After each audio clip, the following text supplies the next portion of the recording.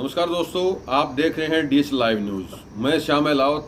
आज हम चर्चा करते हैं, विचार विमर्श करते हैं विनेश फोगाट और बजरंग पूनिया की राजनीति पर। जी हाँ, विनेश फोगाट ने आज नॉर्दर्न रेलवे को लिखे अपने त्यागपत्र में कहा है कि वो अपनी निजी कारणों के चलते रेलवे की डीएसडी की जो स्पोर्ट्स के पोस्ट पे वो तैनात थी, उससे वो त्यागपत्र दे रही हैं। इस त्यागपत्र के साथ ही आज उनके जो है जल्द ही कांग्रेस पार्टी के आलाकमान से मिलने के संकेत आ रहे हैं, जिसकी पुष्टि जो पूर्व खिलाड़ी हैं साक्षी मलिक ने भी की है कि वो जल्द ही कांग्रेस पार्टी में शामिल होंगी। इसके साथ ही जैसे ही कांग्रेस पार्टी में उनके आने की आट शुरू हुई है, पिछले कई दिनों से चर्चाएं थी लेकिन आज वो कन्फर्म हो गई है।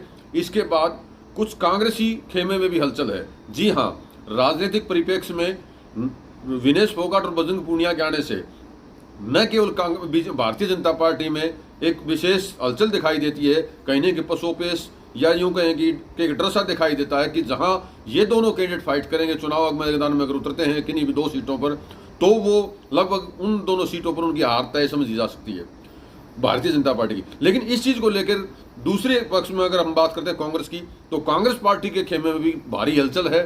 उस हलचल का मुख्य कारण यही है कि जो उन विधानसभाओं में, जिन विधानसभाओं में इनको दोनों को टिकट दी जा सकती है, बजरंग पूनिया और विनेश फोगाट को, उन जो दोनों विधानसभा क्षेत्रों में ताल्लुक रखने वाले कांग्रेसी नेता हैं जो अपनी टिकट के इंतजार में बैठे हैं, एक विधानसभा से 18 से 20 कैंडिडेट टिकट की इंतजार में बैठे हैं, कहीं ना कहीं उनके जो है जो उनकी सोच है, उनकी जो आशाएं हैं, उनके ऊपर वज्रपात होगा, क्योंकि उनको दरकिनार करते हुए विनेश फोगाट और बजरंग पूनिया को टिकटें दिया जाना लगभग लाजमी है।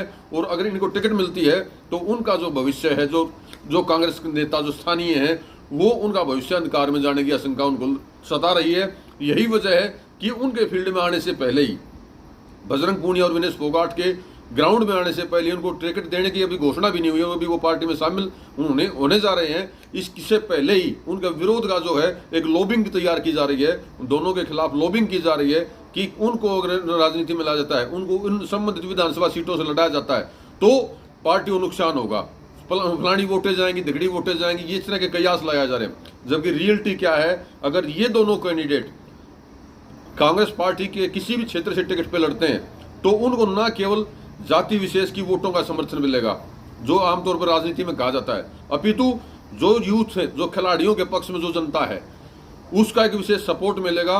और उस सपोर्ट में जाति बिरादरी जो मायने नहीं रखेगी, इसका उदाहरण आप देख चुके हैं। जब विनेश फोगाट विदेश से आई, पेरिस से ओलंपिक से लौट कर आई, उसके बाद उनका पूरे हरियाणा में भव्य जोरदार स्वागत हुआ, चाहे वो झज्जर जिला हो, चाहे रोहतक जिला हो, चाहे भिवानी हो, चाहे सिरसा, हिसार, फतेहाबाद, पूरे हरियाणा में उनका जोरदार स्वागत हुआ।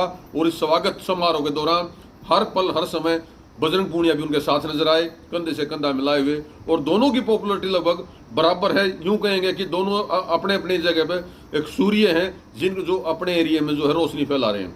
तो इनका राजनीति में आना, जो बड़े राजनीतिक दल हैं, दलों में जो हलचल मची है, उसके साथ साथ जो स्थानीय विधायक की जो टिकट के दावेदार हैं, उनकी जो बेचैनियां हैं वो और भी ज्यादा बढ़ रही हैं। कुल मिला के आने वाला समय बताएगा कि राजनीतिक परिप्रेक्ष्य में, राजनीतिक परिदृश्य में ये अपना क्या छाप छोड़ पाते हैं, ये तो आने वाला भविष्य बताएगा। लेकिन आज इनकी आने से पहले ही, इनकी एंट्री से पहले ही खौफ पैदा हो गया है, चाहे वो विपक्ष हो चाहे वो पक्ष हो।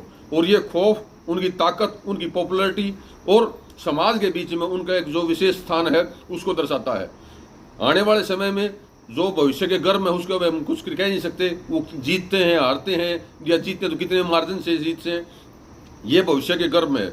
लेकिन आज जो उनके आने की सूचना से ही मात्र खलबली मची है, जो उनके विरुद्ध लॉबिंग शुरू हो गई है, ये कहीं ना कहीं उनकी जो है एक व्यापकता को दर्शाता है। आने वाले समय के लिए जो भी स्थितियां रहेंगी वो हम भविष्य में बताते रहेंगे। फिलहाल के लिए इतना ही, धन्यवाद।